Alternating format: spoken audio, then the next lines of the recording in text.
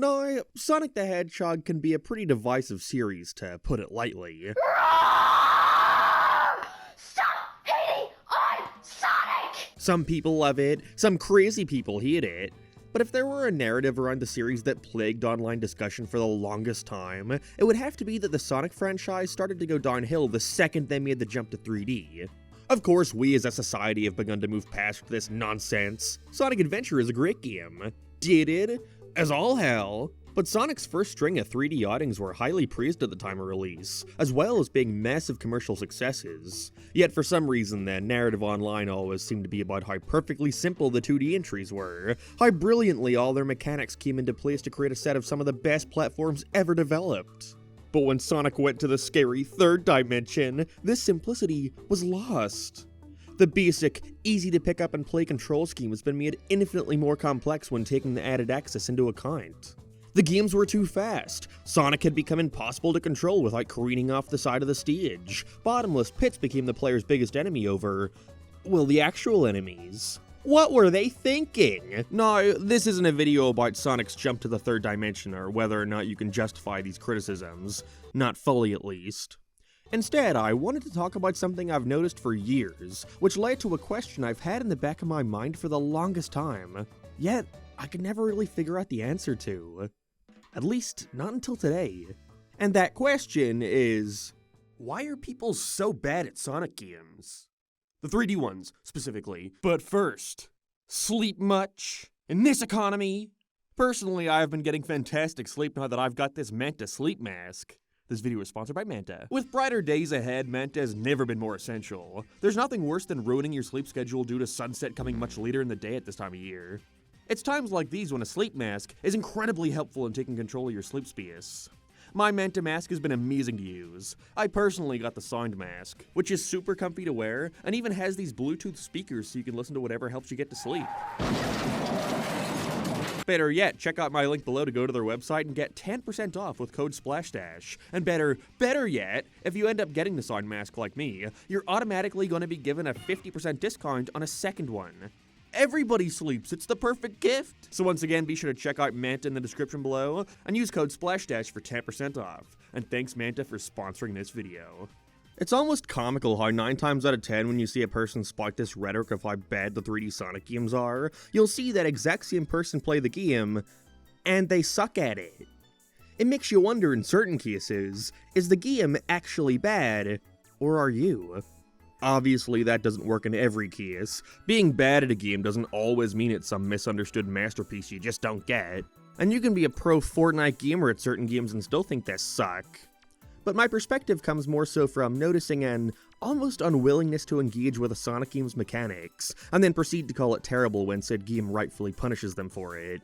But even beyond all that, it's not just Sonic haters I'm talking about.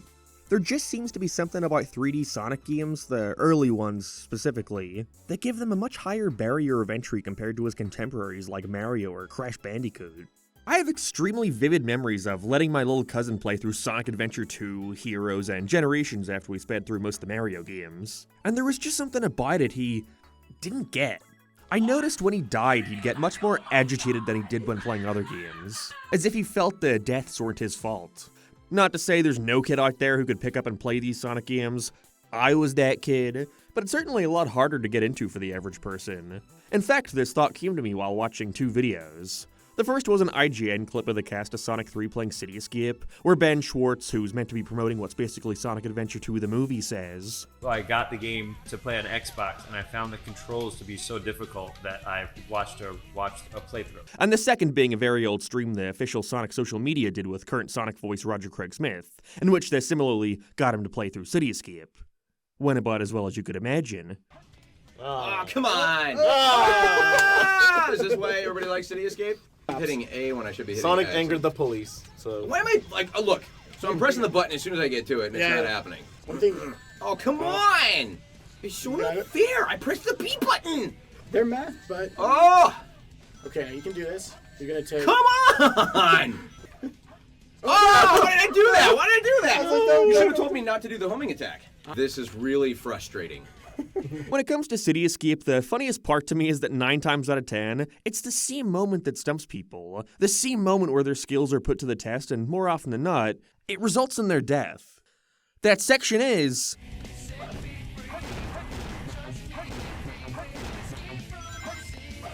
something which would be child's play in any other 3D platformer seems way harder for people to grasp when put in control of Sonic the Hedgehog. I have seen more people die at this specific moment than I've seen my own father. It's weird, right? You know, it's not like they're at Final Rush or anything. This is stage 1. What's meant to be the tutorial. To someone who's played City Escape a million times over, it's like, what are you doing? Why? Now, of course, I'm not criticizing their inability to lock in, so to speak. Don't get it twisted, I also don't care that Roger Craig Smith is bad at playing Sonic. That would be ridiculous. I guess I'm just more so confused than anything. Why are Sonic games so hard to get into compared to most other 3D platformers? Well, I think I've managed to come up with an answer. I want to discuss the one element which I believe causes 3D Sonic games to be so much harder to pick up and play for the average gamer. And that element is the jump / homing attack. Now, this all might sound completely asinine. Really? The jump? That's why you think it's so hard for people to grasp Sonic games? Well, yeah, kinda. Obviously, Sonic doesn't have the most insane, hard to wrap your head around jump of all time or anything. You know, you press the button and go up. Groundbreaking stuff. But it's the little things that build up which I believe resulted in a lot of folks struggling with Sonic's control scheme, and ironically it all stems from the efforts Sega made to try and make things as simple for the player as possible. In the classic games, jumping was pretty simple to understand, being an evolution on the type of movement revolutionized by the original Super Mario Bros. But now more than ever, your speed influences how far your jump takes you. Instead of being binary, you know, pressing right and jumping sending you the same distance no matter what the circumstances, which quite a few games did back then, it then became expected for the player to be given full control over their jump, to control your trajectory in a way that felt realistic. The faster you went, the harder it was for you to control your landing. Want a bit more agency? Then just take things slow and take advantage of the greater sense of control that comes with it. Once again, influenced by Super Mario Bros., the way Sonic interacted with enemies only aided in keeping the player's flow. If you want to be more cautious, you can slow down when you see an enemy and bonk them on the head, or take the safest approach possible, of rolling into them, the disadvantage there obviously being you're completely at the mercy of the level design. Whereas, if you feel skilled and, most importantly, confident enough, you can take the option of jumping into enemies without slowing down, trusting your jump and keeping your flow as a result. You can get some insane height by doing this. You're basically treating the enemies like glorified bounce pads. I can't think of anything more Sonic than that. In 3D, a problem arose, however. With a character as fast and unwieldy as Sonic, how can we alleviate any frustration that may come with tediously trying to land your jump on enemies? Of course, we all know this sparked the creation of the homing attack, a move which lets you home in on nearby targets to make sure there's no chance of missing, as well as the air dash, basically just what happens when you perform a homing attack when there's nothing to home in on. This was an incredibly smart decision on Sonic Team's part, especially given the super short turnaround Sonic Adventure had, being developed over the span of only 10 months. They most likely didn't have the advantage of getting to test out Sonic's controls over and over again to make sure they were perfect. I mean, for comparison, it's said that Nintendo spent roughly that same amount of time on Mario 64 just on making sure Mario was fun to control. Time was not on Sonic Team's side, and so the homing attack was a needed inclusion. I think, in hindsight though, the implementation of the homing attack ended up having pretty major ramifications in the way some people approach Sonic games, and that they used the homing attack as a crutch. Gotta specify again, not a homing attack hater or anything. I like the homing attack. It's fun. And when used properly, I find there to be a kind of rhythmic satisfaction from pulling it off. But however, the way it's used in certain Sonic games only really serves in letting players get away with not getting as accustomed to Sonic's controls as they could be, if the game asked more from them than just pressing jump twice. Let me use this same moment from City Escape as the perfect example for what I mean. How do you approach this segment? Well, realistically, you're just kind of expected to press the homing attack button a couple times. Perfectly fine. I like this segment. And as a tutorial, it's a great way of showing the player how they can chain enemies together to reach greater distances, and avoid other obstacles such as the bottomless pit. However, moments like these, I think, have the sad ramification of teaching the player to have an over-reliance on the homing attack. You know, press A in case of emergency. In reality, this segment is easily beatable by just jumping. but it's something the game rarely asks of you, which is weird because a moment like this would be the perfect way to get a player accustomed to how giving your jumps a running start can be the difference between life and death. I often see players, instead of taking a step back and building up speed to ensure your jump takes you to where you want to go, instead simply jumping from a standstill and air dashing to get that distance. But because of the game's odd collision, air dashing into an object oftentimes results in them being flung off into the abyss, and getting frustrated because, realistically, that's the main move they've been taught to rely on. Because of how much air drag Sonic has after jumping, it results in the player, without even thinking, going into panic mode and instinctually pressing the homing attack button. Again, press in case of emergency. In which this sudden burst of speed they've been given becomes overwhelming, too much to follow and they careen to their death as a result. Spamming is a big problem I've noticed when it comes to the homing attack. I often witness people approaching a bad nick or a series of bad nicks and start spamming the attack button trying to chain through them as fast as possible, which the game obviously can't handle and sends them to their death.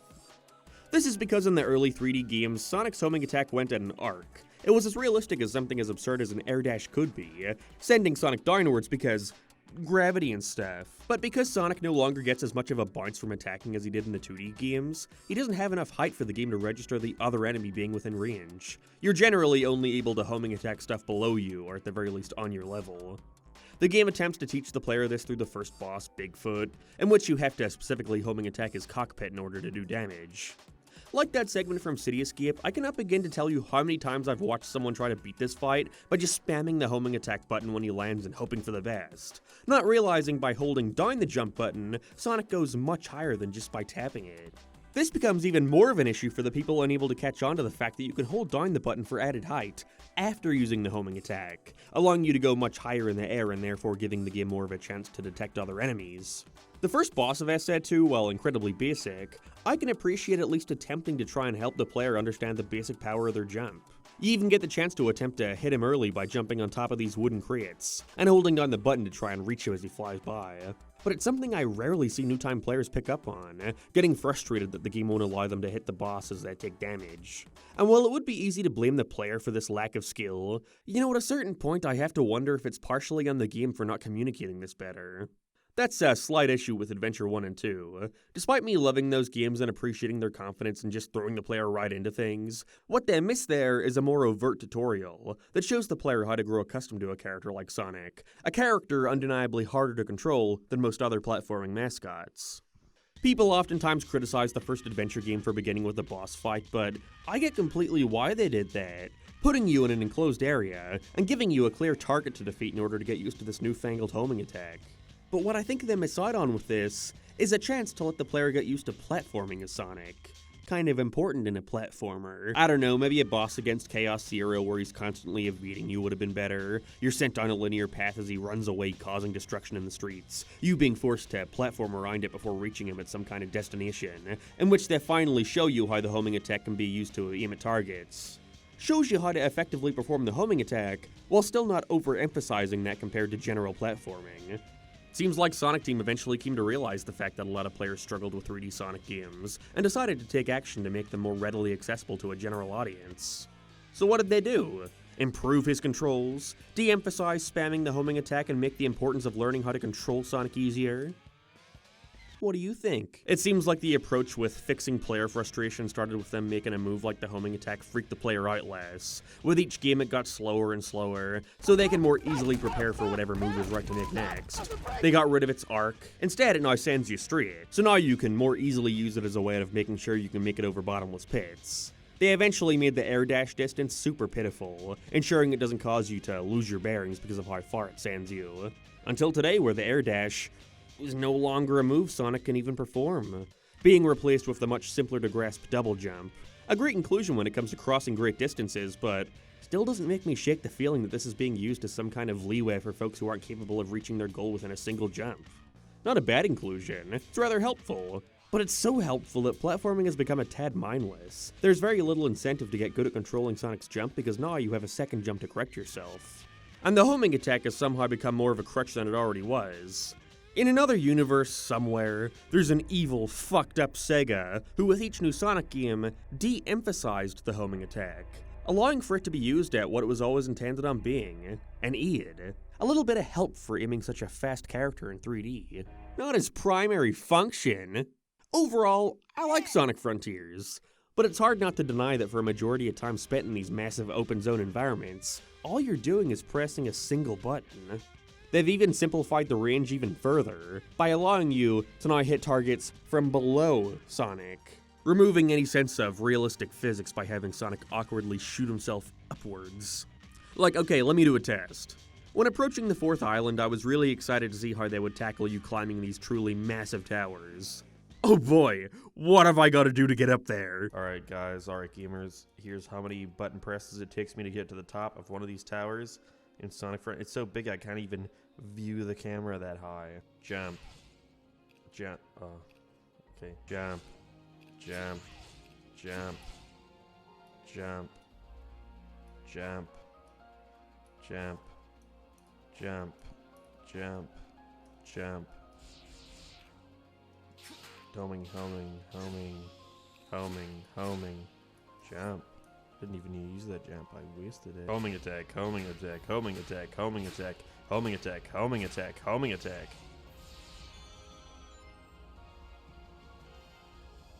And now I'm here. It's like, was that fun? I don't know, a little, I guess. The move has become so simplified that it's no longer satisfying to use. Like, at least back then, you had to aim the thing in the direction you wanted to go, as well as being within some kind of close vicinity of your target. However, with time, the range in which you can perform the move has reached a ludicrous degree. The downtime you're forced to span between attacks in order to ensure you're not spamming the move makes you feel like you're moving at a snail's pace. They've stopped the spamming issue altogether by no longer making it an option. And I think the most disheartening thing about it all is that this undeniably worked. I mean, think about it. Pinpoint to me all the frustrating moments from playing as Sonic in the first few 3D entries. My mind jumps to the shoddy hit detection in Skydeck, missing a reel in Final Rush, that pumpkin chain in Heroes. It's easy to assume that when watching someone play one of these games for the first time, they're gonna have experienced at least one death at these parts. However, in Forces, Frontiers, I just can't think of any because half the time I feel like I'm on autopilot. And people love it. Because of this lack of frustration, because of the constant spectacle given to the players for basically just pressing a single button, it almost feels like the game is tricking the player into believing they've done more than they actually have. Alright, next Sonic game, Gross. I love it. I love this game. Great job, Sonic team. This was set to Sonic Forces? Every Sonic game that releases, no matter how polished, no matter how fun, just feels like you're doing the same series of actions you've been doing since Sonic Adventure. Only each subsequent time it gets more and more mindless. There's been no evolution. No matter how fun I think some of these games can be, it's hard not to deny that for the most part they've consisted of performing the same action over and over again for the past 25 years. Why? Because it's easy. Games like Unleashed or Generations, in my opinion, could get away with a simplification due to their high speeds, the fast reflexes they expect from the player. The challenge seen there primarily comes from more than just the platforming. But in an attempt to make the games as accessible as possible, I believe Sonic Team have taken the easy way out by actively leaning into this crutch, by not expecting more from their players, by catering to this lack of engagement, whether it be from the automation to the simplification of moves. To me, it all comes back to the jump. Something fun I like to do while playing through Shadow Generations is try and beat a stage while actively engaging with as little automation as possible, and it made me realize these characters are more than capable of doing this. Look at a stage like Kingdom Valley Act 1. Most of these jumps Shadow is completely capable of making on his own, and so I can only wonder, why is there a spring sending me over here? Why doesn't the game trust me to do it myself? Why don't they involve a different mechanic that results in the same outcome of using a spring, yet requires more from the player than just homing in on it? Why doesn't the game trust me to do it myself? I don't think this is intentional on Sonic Team's part. I just think they've focused on the wrong fundamentals of Sonic. It's not the springs or the dash pads or the boost. It's the satisfaction of knowing you used your abilities, as well as your surroundings, to get to where you wanted to go. That's what makes skipping the bridge in Emerald Coast fun. That's what makes real jumping in Frontiers fun. That's what makes Sonic fun. So again, we reach the question, why are people so bad at Sonic games? Because Sonic games let them.